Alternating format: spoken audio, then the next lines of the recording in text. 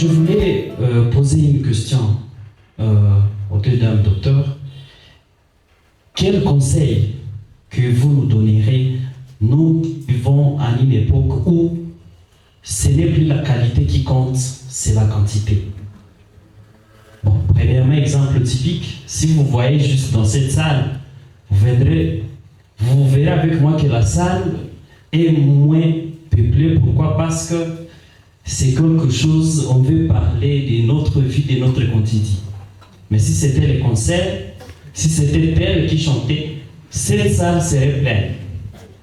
Maintenant, qu'est-ce que vous nous conseillez, surtout nous les jeunes, au Gabien? Merci pour la question. En fait, il faut prendre la chose sur soi. Je suis Bukavian et qu'est-ce que j'ai fait de moi, en fait.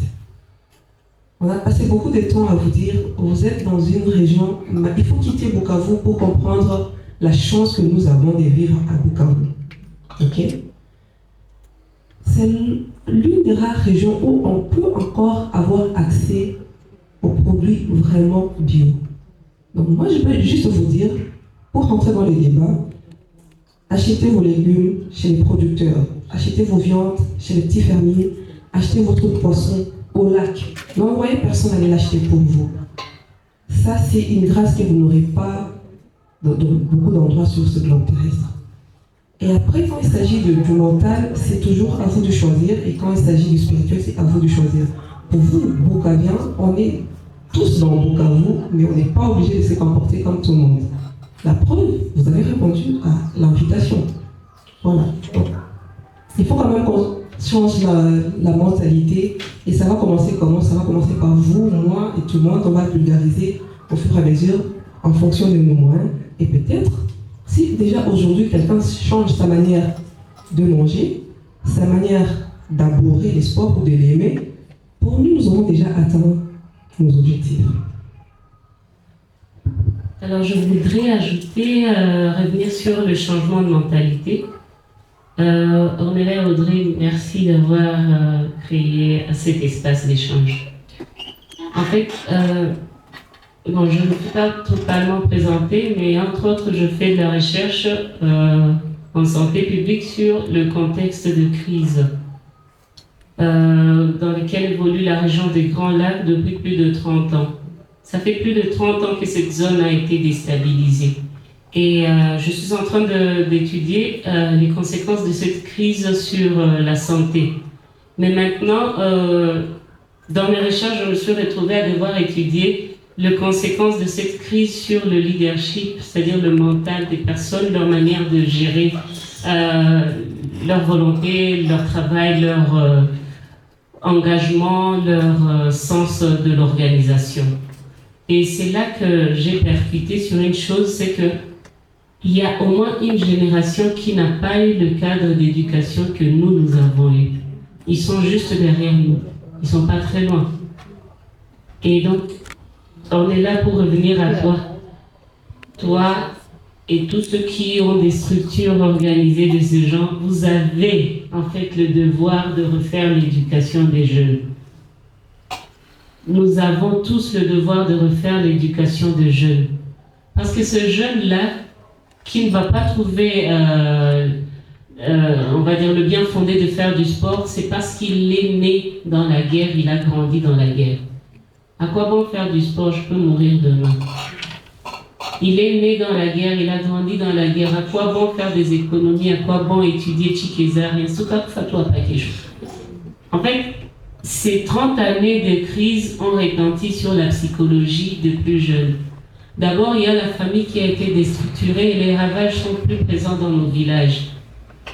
Vous avez des enfants qui ont vu leur père égorgé sous leurs yeux, leur mère violée sous leurs yeux. C'était il y a 20 ans qu'on a entendu ces histoires, non? Vous pensez que ces enfants sont morts? Ils sont parmi nous. Ils sont là. Ils ont 25 ans, ils ont 30 ans, ils vont se marier, ils seront des pères de famille. Quelle éducation ils vont donner à leurs enfants? J'étais en train de parler avec Anna tout à l'heure de nos oncles là qui nous accusaient chez nos parents quand on les conduisait sur la route, du chauffeur ou du domestique qui était capable de gifler un enfant qui s'est méconduit. À l'époque, l'éducation, c'était toute la société qui le faisait. Mais la guerre est venue et elle a détruit la société.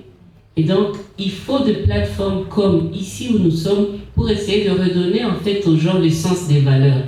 Essayer de faire comprendre aux gens que ce n'est pas la tomate en boîte qui est meilleure que la tomate bio.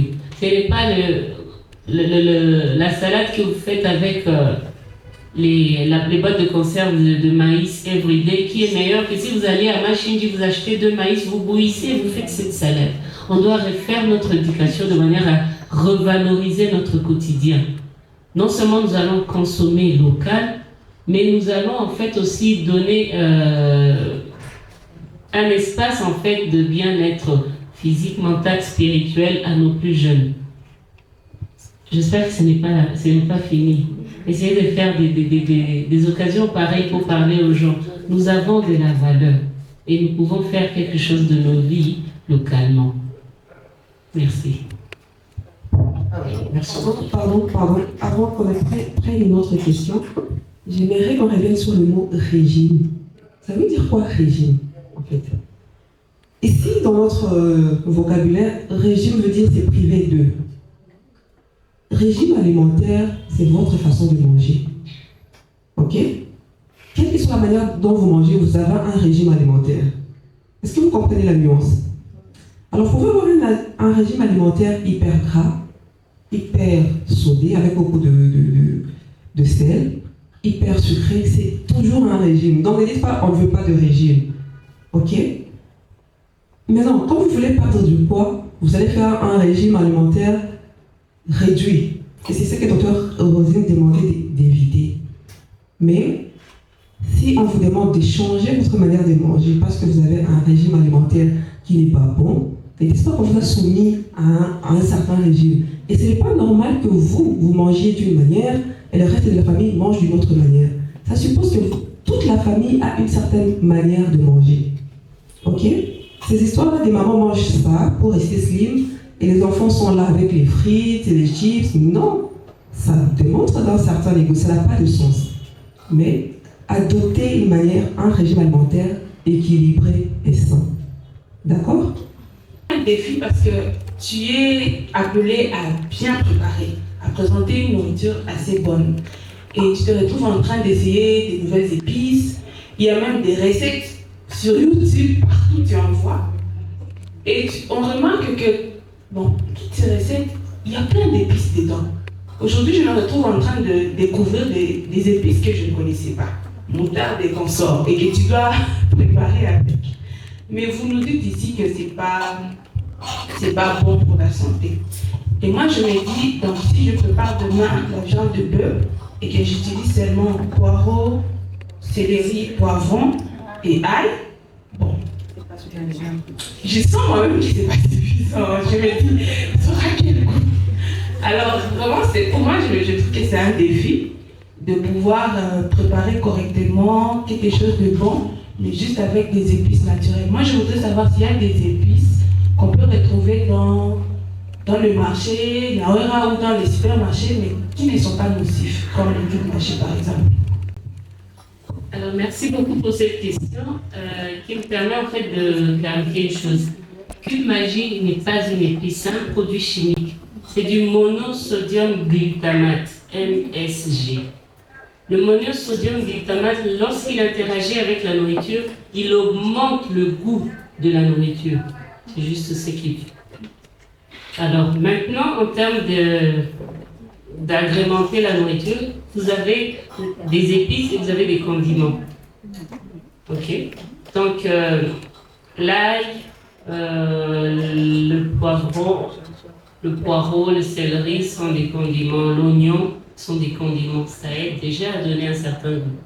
Mais maintenant, il y a des épices réelles, des vraies épices. Vous avez de la cannelle, vous avez le clou de girofle, vous avez le curcuma, vous avez le mélange là qu'on appelle curry, vous avez la moutarde, vous avez le noix de muscade. Vous avez des vraies épices et ils sont très accessibles à tout le monde chez nous. Donc, essayez de faire la combinaison épices et condiments. Vous aurez mieux que le cube magique, je peux vous assurer. Et petite confidence, le monosodium glutamate se trouve à l'état naturel dans la tomate. Okay. Donc, vous pouvez court-circuiter le fameux cube magique par de la tomate seulement. Mais en tout cas, il faut jeter ça. Il faut vraiment jeter ça. C'est vrai que c'est un défi lorsque vous avez monsieur qui est habitué à prendre le potage chez maman qui dit en fait, les restaurants trichent. Ils ont intérêt à ce que ça soit bon. Et ça coûte moins cher. Alors, eux, ils en mettent pour que vous reveniez demain.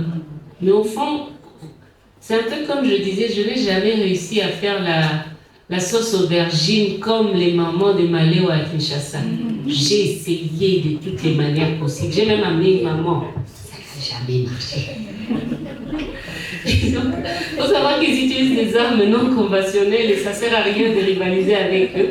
Il faut s'accepter un peu comme Anna disait tout à l'heure, savoir qui on est et se donner une ligne de conduite. Alors, s'il y a un service traiteur parmi nous dans cette salle, faites-nous un autre atelier où vous allez parler cuisine en long et en large. Ah bon? Alors, pourquoi je prends la parole? De la graine de coriandre. Pour les gens qui consomment de la graine de coriandre, vous savez que c'est un peu parfumé. Donc quand vous mettez ça dans la nourriture, vous allez maman une graine de coriandre, rien de spécial. Vous avez de la cannelle, même pas en poudre, vraiment le bâton là, vous l'avez.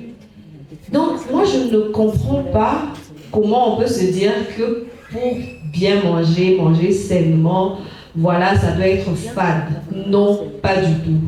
D'ailleurs, les gens qui ont essayé un peu de manger Eva Food, vous savez. Donc, ce n'est pas obligé que ce soit fade pour que ce soit bon pour la santé. Non. Donc, il faut juste savoir combiner les choses. Et c'est tout. Aussi simple que ça. Et en passant, pour...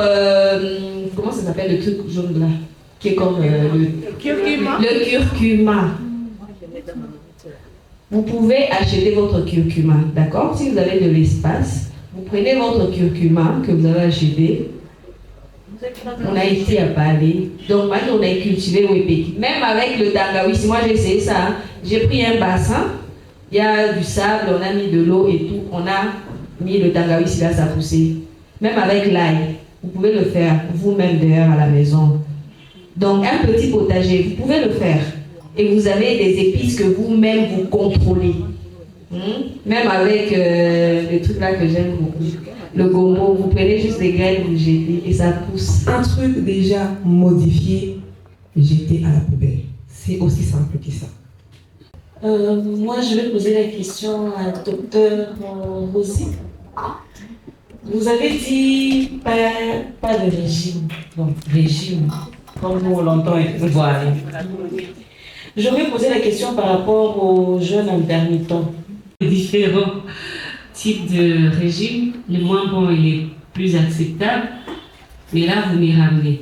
Alors le jeûne intermittent, je le prends plus, ce n'est pas un régime parce que rien n'est restreint, mais c'est plutôt une lifestyle, une façon de vivre. Il y a des gens pour qui après 19h ils ne mangent pas. Il y a des gens qui sont incapables de prendre un petit déjeuner. Et donc, ça entre dans le cadre d'un style de vie où vous vous dites que je ne mange qu'à des heures fixes. Alors, le mécanisme physio à la base de l'amaigrissement lorsque l'on fait les jeûnes intermittents, c'est le fait qu'on est resté sans manger pendant longtemps et on a obligé le corps à puiser dans les réserves de graisse pour continuer à vous faire fonctionner. Ça a des bienfaits, en tout cas, pour un temps, ça a des bienfaits, mais bon, c'est vrai si vous cadrez votre fenêtre au repas de manière à ce que vous mangez avec tout le monde à la maison, ça ne va pas vous désocialiser et vous n'arriverez pas à sentir de manque. Mais lorsque l'on fait un jeûne intermittent, il faut toujours se faire accompagner. Se faire accompagner par un spécialiste. Pourquoi? Parce qu'au fond, c'est jouer avec les hormones. Vous êtes en train de hacker carrément votre organisme. Vous êtes en train de le pirater. Vous le court-circuitez, mais de manière saine, plus ou moins par rapport au régime détox, Mais ce que je vous conseillerais, si vous ne savez pas faire un jeûne intermittent draconien, c'est de réduire votre fenêtre de repas à des heures raisonnables. Vous dites, au-delà des 19 heures, je ne mange plus. Rien que le fait d'être à jeûne de 19 heures au lendemain matin, ça fait 12 heures sans avoir mangé. Et rien que ces 12 heures-là, c'est déjà, vous avez suffisamment le temps d'entrer en cétose et à commencer à brûler des graisses. Rien que de respecter les heures de manger et de manger suffisamment, vous pouvez y arriver. Alors de temps en temps, vous pouvez vous donner par exemple 1 mois de jeûne intermittent si vous avez envie de perdre de manière exponentielle un certain nombre de kilos, mais vous devez revenir à des manières saines, à une alimentation saine. Par contre, si vous faites un détox, là, je le déconseille d'avance parce que vous allez revenir, pas à une alimentation saine, mais vous allez revenir à la malbouffe. Donc si vous vous mettez déjà en tête que je vais me discipliner côté repas pour toute ma vie, vous pouvez faire vos petits détox de temps en temps, vous pouvez faire vos jeûnes intermittents de temps en temps, mais vous revenez à une alimentation saine. Mais ce que l'on voit généralement, c'est que l'on fait du détox ou un jeûne intermittent, on perd 10 kilos, et qu'est-ce qu'on fait? On va fêter ça. En fait, ça devient un cercle vicieux. Et même s'il faut faire le jeûne intermittent, il ne faut pas le faire vaille que vaille. On ne se décide pas, moi je vais sauter les repas de midi ou du soir. Non. C'est pour cela que Dr. Rosny est en train d'insister, il faut se faire suivre. En principe, les petits déjeuners devraient être le repas le plus important. Parce qu'on nous a dit là que c'est comme du carburant que vous mettez pour utiliser. Comment vous allez entamer une journée de travail à vide?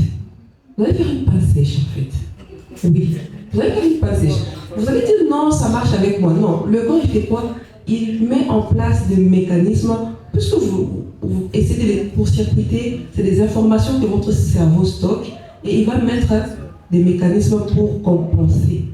Et ça ne reste pas du tout bon. Normalement, si on devait faire un jeûne intermittent, ça serait d'avancer l'heure du souper vers 16 heures et de prendre son petit déjeuner normalement, négocier un peu avec les dîners. C'est comme ça que ça se passe. Merci. Souvent vous dites non, moi je ne mange pas, je mange à 12 heures, avant ça je ne mange pas. Mais il y a un petit saucisson que vous mangez à 9 heures. C'est manger. Il y a un petit biscuit, un petit chocolat. C'est manger. C'est-à-dire manger, c'est pas un truc de mettre dans la bouche. C'est déjà manger. Donc quand vous dites souvent je ne mange pas, vous êtes sûr de vous que c'est tous les jours que vous ne mangez pas pendant toutes ces heures. Ça, c'est vraiment ma question. Est-ce que c'est tous les jours que tu ne manges pas de 19h jusqu'à 14h? Aïe, ma chérie, tu es mariée, hein?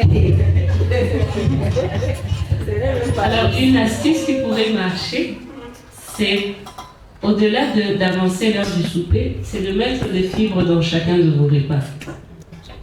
Ok?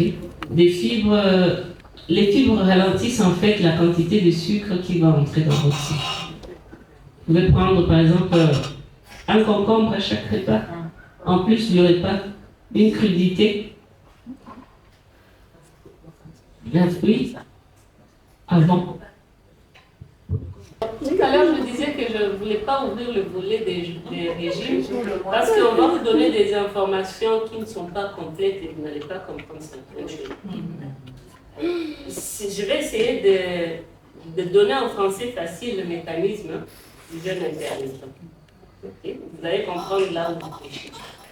Alors, le jeûne intermittent, c'est quoi? De manière générale, quand vous mangez, la nourriture qui passe dans votre sang est classée. Le corps va mettre les sucres ici, les graisses là, les protéines là. Les protéines sont généralement stockées ou utilisées pour fabriquer les hormones et autres choses, et les immunoglobulines pour la défense de l'organisme, etc. Okay? Le sucre sont rapidement brûlés pour vous permettre que votre cœur batte, que vos yeux clignent, que vous marchiez, que vous riez. Okay? Maintenant, les graisses, elles, généralement, elles servent pas à grand chose pour le moment. Alors, qu'est-ce que le corps va faire? C'est que, à l'aide de cette insuline qui a fait entrer le sucre pour qu'il soit brûlé, Cette même insuline va stocker les graisses maintenant dans votre organisme. Pourquoi? Parce que nous avons gardé les réflexes de nos ancêtres qui étaient tels qu'on n'avait pas la nourriture chaque jour. Et du coup, lorsque vous arrivez à un moment où vous ne mangez plus, 6 heures après, tout ce qu'il y avait comme sucre est consommé, vous entrez dans ce qu'on appelle la cétose. C'est-à-dire quoi? Le corps commence à chercher d'autres sucres pour brûler.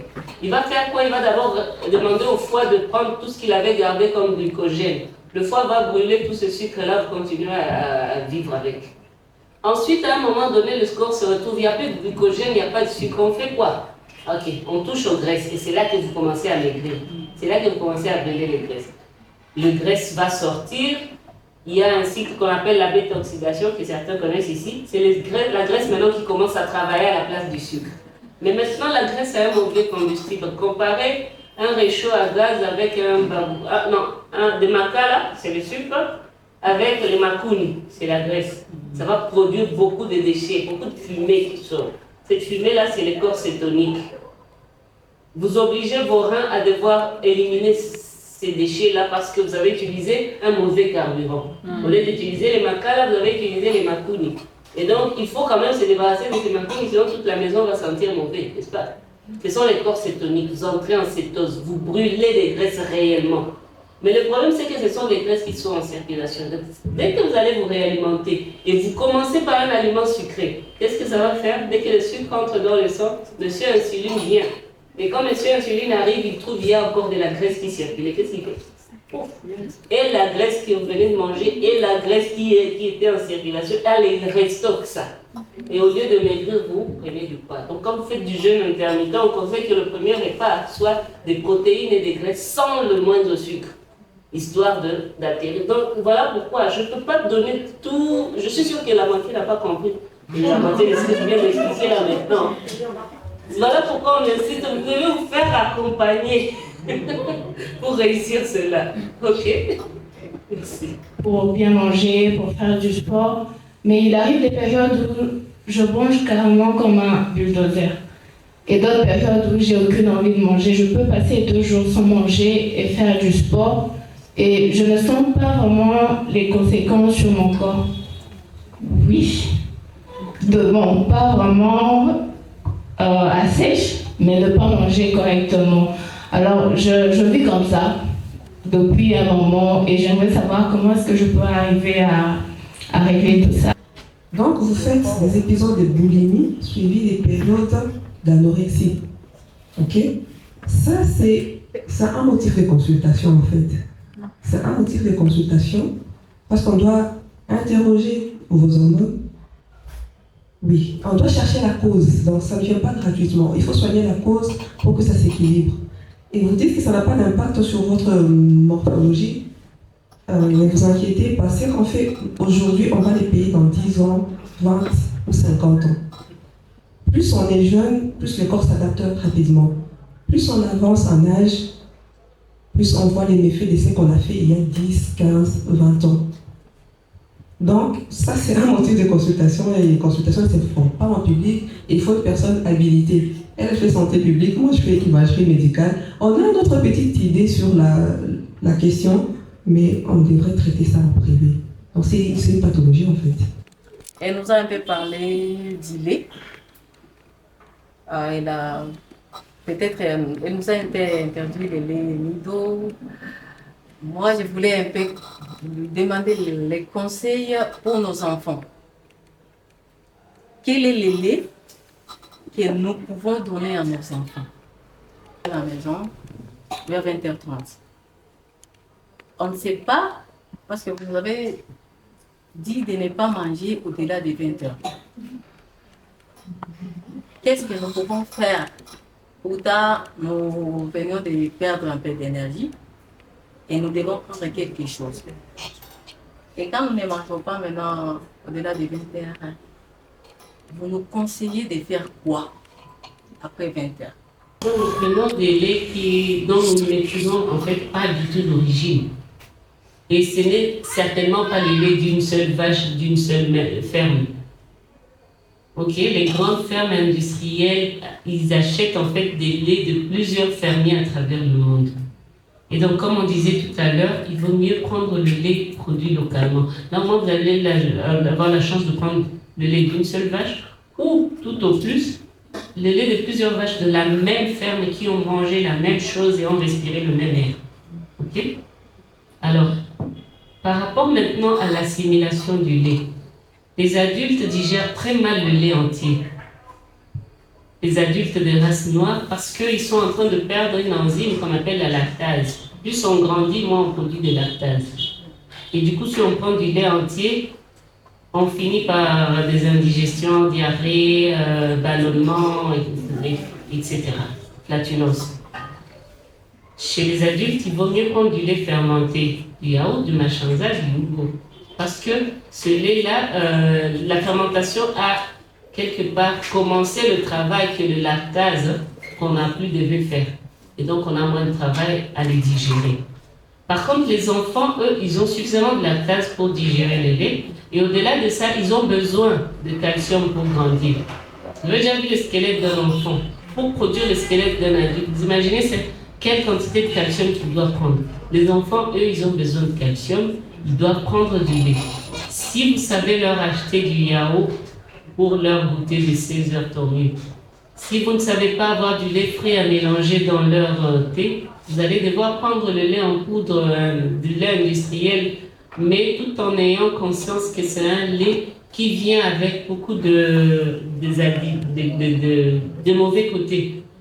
J'ai parlé des allergies, mais j'aurais pu aussi parler des troubles hormonaux qui viennent avec ces laits. Parce que ces vaches-là, on leur injecte des hormones de croissance pour qu'elles grandissent très vite. Ce sont déjà des OGM à qui on injecte des hormones de croissance pour qu'elles grandissent très vite, qu'elles produisent de lait très vite. Ces hormones ne sont pas totalement métabolisées. La GH, elle va entrer dans ce lait-là. Et l'enfant va boire ce lait toute son enfance. Et vous aurez des filles de 7-8 ans qui ont déjà leur règles. Pourquoi? Parce qu'elles ont eu à consommer à travers ce lait, ces hormones-là. Et ça peut ne pas être le lait, ça peut être le plastique avec le biphénol A. Donc, ce que j'essaie de vous dire, c'est que nous allons nous engager à éviter ce que nous pouvons éviter, parce que nous ne pouvons malheureusement pas tout éviter dans le monde où nous sommes. Nous allons devoir prendre ce lait, mais tout en essayant alors de ne pas y ajouter qu'une magie.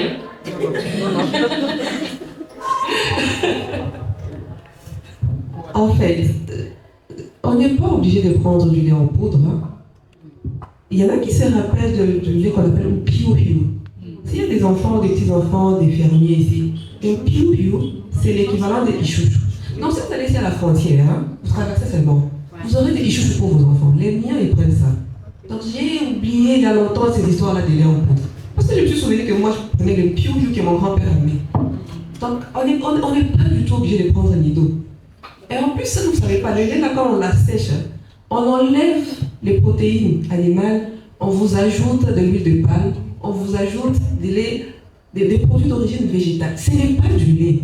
Vous ne donnez pas du lait à vos enfants, en fait. Donc, mon aîné, ce n'est pas loin. Vous avez des véhicules. Allez là-bas, allez acheter du vrai lait. Oui, chez les Amoureux, ça y a les sœurs qui produisent du très bon lait. Il y a Bio Kivu. Consommez local, hein. Vous allez vous éviter et nous éviter les problèmes.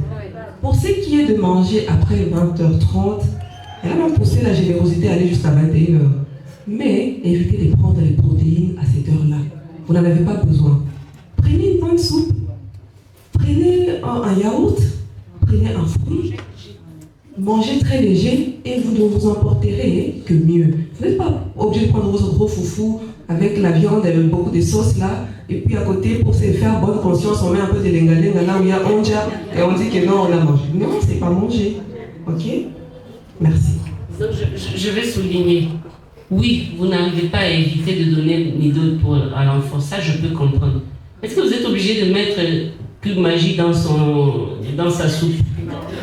Vous êtes obligé de lui donner Super Deep? Non. Vous êtes obligé de mettre Bleu Band et je ne sais pas quelle autre pâte avec de la graisse industrielle? Non. Des faux chocolats. C'est que vous pouvez éviter-les pour réduire au maximum, parce que nous n'allons pas échapper. Même la viande que nous consommons, nous ne maîtrisons plus totalement d'où elle vient. Mais au moins, ce que nous pouvons éviter, évitons-les. Parler de résistance à l'insuline. Je voulais savoir c'est quoi, de quoi il s'agit. Merci. On m'a dit qu'il faut manger quand on a faim maintenant, n'est-ce pas, non? Et on a faim quand il n'y a plus de glucose dans les sangs. Et on a dit que quand les sucres rentrent dans le sang, il y a quelque chose qu'on appelle l'insuline qui lui aussi est libérée pour venir gérer ces sucres-là. Ok? Maintenant, vous mangez. Maintenant, 4 heures après, vous mangez encore. Les sucres que vous avez pris il y a 4 heures n'a pas encore fini. Vous y ajoutez. Et puis après, vous allez grignoter un petit chocolat. Et puis après, le petit chocolat, tu as dit, c'était quoi? Le bleu. Et puis, je ne sais pas, un petit biscuit. Et donc, à tout moment, plutôt que le sucre fasse comme ça, je mange, j'ai fini de manger. Je mange, je finis de manger. À tout moment, le sucre est comme ça, en haut. L'insuline, qu'est-ce qu'il fait? Lui aussi, il est obligé d'être tout le temps en haut. À un moment donné, l'organisme n'arrive plus à être sensible à cette insuline, parce qu'il y a de l'insuline tout le temps. Et du coup, c'est le début du diabète sucré. Le diabète sucré, c'est quand votre corps dit à l'insuline sans effet. Votre corps dit au sucre sans effet. Et donc, ce qui amène à la résistance à l'insuline, c'est le fait qu'il y ait en permanence de l'insuline qui circule, parce qu'il y a en permanence du glucose qui circule, parce que vous mangez en permanence. Et deuxièmement, c'est le fait d'avoir de la graisse que le corps doit devoir gérer à tout moment, parce que vous mangez du gras. L'insuline permet le stockage de graisse. Et à un moment donné, le corps n'est plus sensible à l'insuline, on se dirige vers le diabète sucré. Je vais donner en français facile, mais c'est un peu plus compliqué que cela. Beaucoup plus compliqué que cela. Mais si vous essayez de lire, vous en apprendrez plus. Et si vous voulez, on peut trouver des cadres un peu plus conformes pour en reparler en langage. Manger à midi et manger le soir.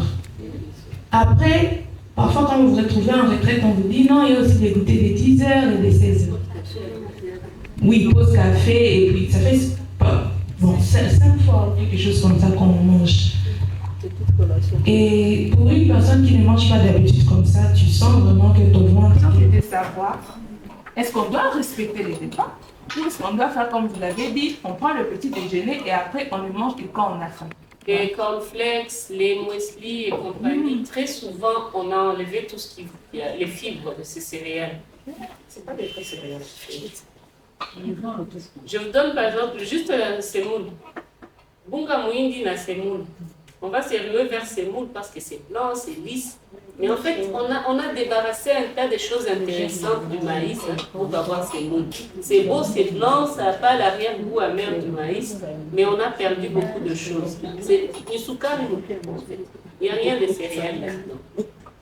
Et puis, les céréales sont bons au petit déjeuner parce qu'on est censé en prendre, ça va nous caler jusqu'à midi, 14h, on n'aura pas faim. Mais malheureusement, les céréales qu'on prend, ce sont des céréales qui sont nettoyées, qui sont déjà tellement raffinées que non seulement on n'a plus de fibres qui permettent en fait ce calage-là, mais aussi il y a des additifs qui sont ajoutés et du sucre qui est surajouté et de la graisse. On n'a pas parlé des graisses, mais le docteur Anna a parlé tout à l'heure de l'huile de palme raffinée. Il n'y a pas plus mauvais que cette huile-là. C'est de l'huile végétale, oui, mais vous imaginez ce qu'il faut. Vous voyez l'huile dans Rina, Ayat et machin. Et puis vous voyez l'huile rouge. À votre avis, c'est quelle sorcellerie il faut pour transformer cette huile rouge en cette chose-là? Oui, c'est ça. On chauffe, on blanchit, on désodorise, on enlève le goût pour avoir ce qu'on a là-bas et c'est pas bon pour la santé. Donc il y a tout ça dans ces cornflakes et compagnie. Et puis, donc, les meilleures céréales, franchement, c'est Sosoma. Achetez bouillie à Sosoma. Là, vous aurez pris des vraies céréales qui n'ont pas été débarrassées parce que vous aurez du sorgho. Généralement, chez nous, on ne décortique pas totalement le sorgho. Même si on décortique, il y a toujours des fibres qui restent. Vous aurez le ngano. Le ngano, c'est vraiment du blé complet. Ce n'est pas le blé qu'on donne qui est tout blanc, qui vient du Pakistan ou de je ne sais où. Et donc, si vous voulez des céréales au petit déjeuner, c'est mieux de prendre Sosoma ou les autres pays. Mais autrement, sachez que vous êtes en train de prendre ça, mais tout en vous Oui. Vous êtes en train de tromper votre organisme. Ok. Alors, concernant c'est quoi la question? Les non modérés pas. Alors, il y a deux écoles. Il y a une école qui dit qu'il ne faut manger que quand on a faim.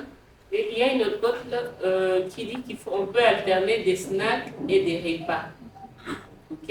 Le snack, c'est un petit grignotage. En tout cas, de rien du tout, genre 10 arachides. Et le repas, c'est le repas, mais en contrôlant les portions. Maintenant, on dit que passer d'un repas à un autre, c'est minimum 4 heures. Le mieux, c'est 6 heures. Tandis que d'un repas à un snack, vous pouvez faire 3 heures. D'un snack à un repas, 3 heures. D'un snack à un snack, 3 heures. D'un repas à un repas, 4 heures. On abrège ça, mnémotechnie, c'est MM4. MS3, SN3. Donc, d'un snack à un 1000, 3 heures au moins. D'un 1000 à un snack, 3 heures. D'un 1000 à un 1000, donc un repas, 4 heures au moins. Mais généralement, 6 heures, c'est toujours mieux. Et donc, si vous allez dans une formation, d'abord vous avez votre petit déjeuner continental chez nous, si, et puis 10 heures pause café, faites un snack. Grignotez tout au plus. Ou alors, carrément, prenez juste un café, zappez. Ensuite, vous avez votre repas à midi. Si la formation dure jusque tard le soir, 18h, vers 15h, on vous donne encore une pause café. Donc, à vous de voir comment jongler avec tout cela. Dans tous les cas, il faut manger de manière consciente, pas de manière réflexe. Il faut passer du barassin, mais il faut.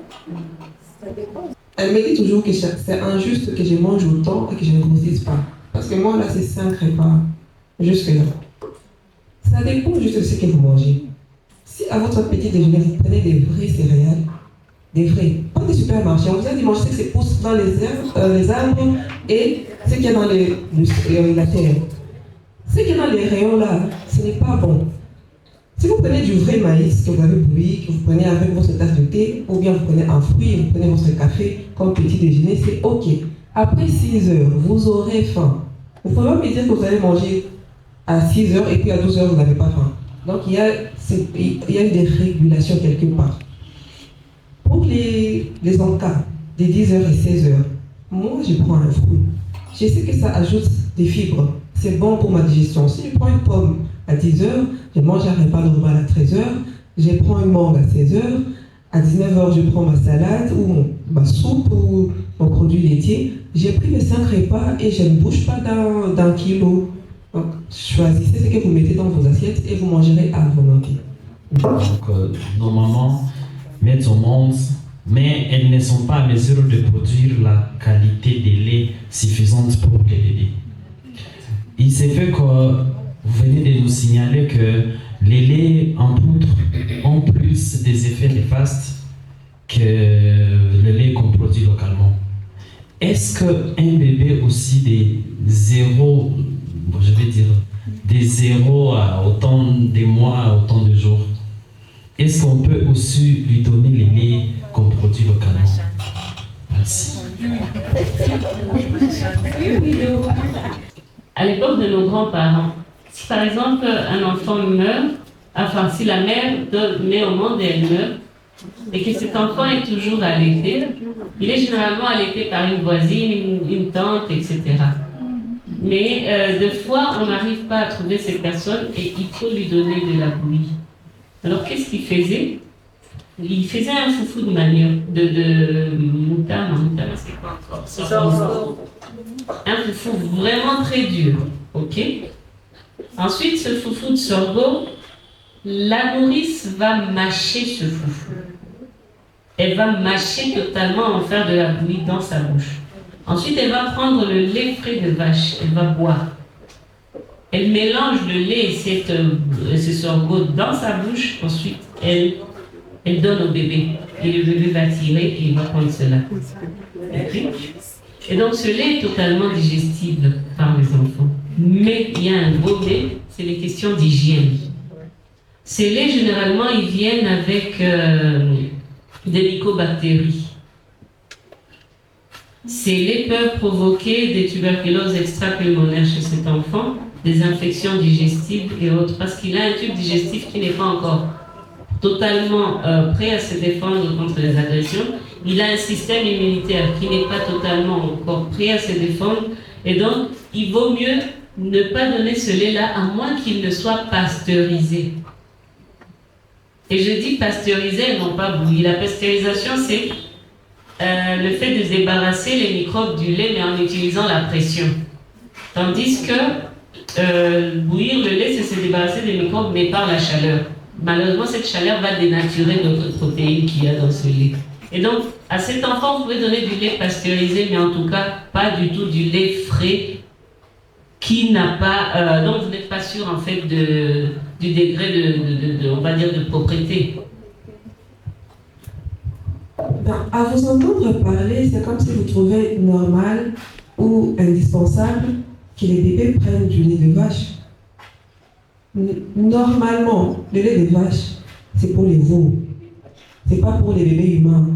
Le lait de chèvre, c'est pour les chevreaux. Il faut qu'on se rappelle ça pour qu'on sache que quand on dévie, on ne donne plus au bébé le lait de sa mère et qu'on lui donne du lait d'un autre animal, c'est déjà pas normal. Ok? Mais maintenant, il faut choisir le moindre mal. Ok? Parce qu'au final, si on donnait au bébé le lait de chèvre, ça peut l'aider, mais ce n'est pas ça l'idéal. Donc, c'est-à-dire, le message ici, c'est quoi? Allaitez autant que vous pouvez. Quand on ne s'en sort pas, on cherche des mesures palliatives. C'est une mesure palliative. Ce n'est pas un luxe de donner à son bébé France-Lait ou Nan, ou je ne sais pas moi quoi. Non, ce n'est pas un luxe. C'est dommage pour le bébé. Mais comme on n'a pas le choix, au lieu de lui donner du lait de chèvre localement produit ou du lait de vache non pasteurisé, parce qu'il y a beaucoup de risques, alors le moindre mal serait de recourir à ces laits en poudre-là. Mais ce n'est pas ça l'idéal, et ce n'est pas ça le luxe. Voilà, merci beaucoup. Je pense qu'avec ça, on a fini la séance d'éducation.